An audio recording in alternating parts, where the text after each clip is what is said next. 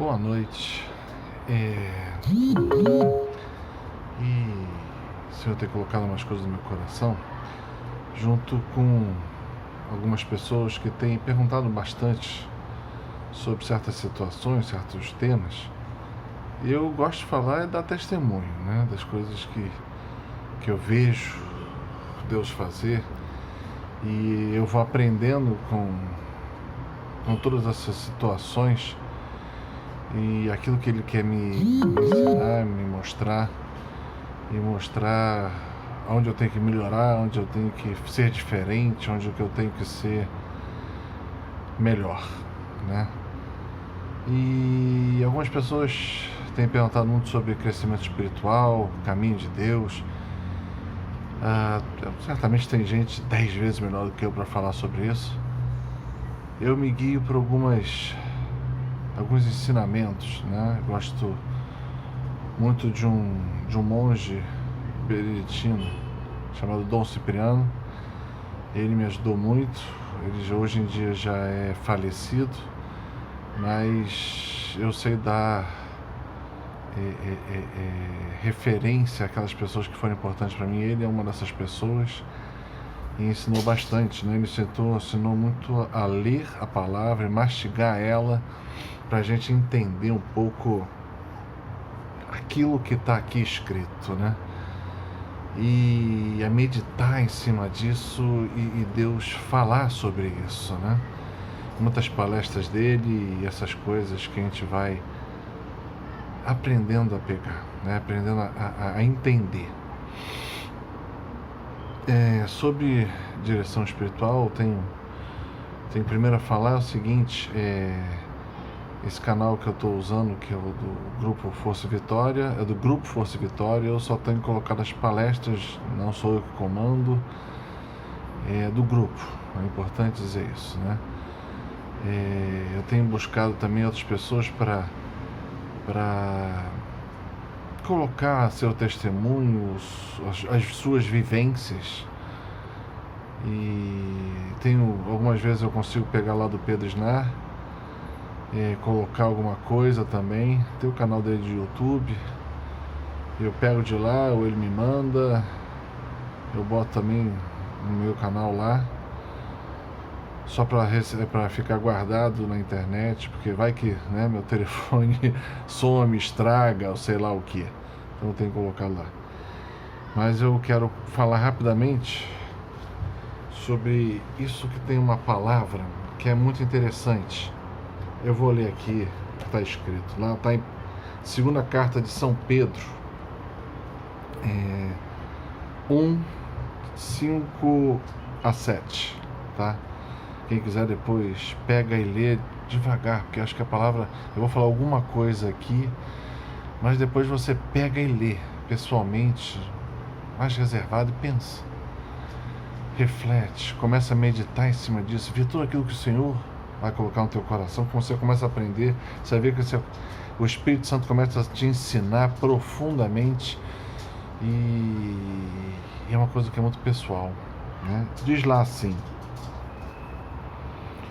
por este motivo, esforçai-vos quanto possível por unir a vossa fé à virtude à ciência, a ciência à temperança, a temperança à paciência, a paciência à piedade, a piedade o amor fraterno, e o amor fraterno a caridade.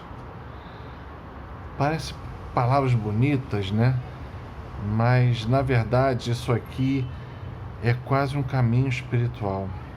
É quase como Deus está tentando dizer como é que é o crescimento, o verdadeiro crescimento de um cristão para Deus. Para e depois, com calma, lê. Olha lá, vamos de ler devagar. Por esse motivo, esforçai-vos quanto possível por unir a vossa fé à virtude. Então, primeiro, Deus nos chama. É uma graça, não tenho dúvida nenhuma. Não é gente que escolhe a Deus. Esquece isso. É Deus que te escolhe. É Deus que te separa. Escolher é isso. Deus, no meio de um grupo de pessoas, Ele vai lá e escolhe você. Saiba, você é um escolhido de Deus. E quando Deus fala assim, você, e te escolhe, Ele aparta você desse grupo de pessoas para Ele. Aí você passa a ser propriedade dEle. Isso é uma coisa que é fantástica. A maioria não consegue entender a palavra escolhido. Escolhido é isso. Você passa a ser propriedade de Deus. Ele tem isso em alta conta. Você passa a ser extremamente importante para Ele. Né? Aquilo que ele chama de escolhido. Os homens e mulheres preferenciais de Deus. Deus ama todo mundo igual, mas aos seus escolhidos Ele chama de prediletos. Primeira coisa, assume isso. Você é escolhido de Deus. Portanto, predileto de Deus. Deus ama você Deus ama você com uma predileção. Por isso que Ele escuta muito a tua voz. Por isso que Ele escuta muito a tua oração. Por isso que Ele se importa com o que está acontecendo com você de uma forma diferente às vezes. Não que Deus não ame a todos os seres humanos, ama. Mas Ele escolhe alguns com mais predileção para que indique até o caminho para os outros. É aquilo que Ele fala lá no Sermão da Montanha. Ele não pega um candeeiro, acende ele para botar debaixo da montanha, não, Ele bota lá em cima. E Ele gosta de mostrar essa predileção por você, esse amor tão grande, para que os outros vejam que Deus ama aquelas pessoas. E se elas optarem por Deus, porque é uma opção, Ele agirá da mesma forma. Porque Deus é fiel, Deus é o mesmo, Deus não muda. Então, voltando aqui no texto, a unir a vossa fé. Primeira coisa, se você está caminhando com Deus, se Deus te escolheu, você está caminhando com Ele, você sente esse chamado por Deus, existe dentro de você uma coisa chamada fé. Fé. Fé é acreditar naquilo que não se vê. Deus a gente não vê, mas a gente sabe que está lá. Esse saber internamente chama-se fé. Fé. Nós que acreditamos em Deus profundamente, temos, portanto, fé. Então, já que Deus nos coloca essa graça, esse chamado e esta fé no coração que nos atrai para Ele, o que depois Ele fala? Qual é o seu segundo passo que você tem que dar? Está aqui escrito, né? Esforçai quanto for possível a unir a vossa fé à virtude.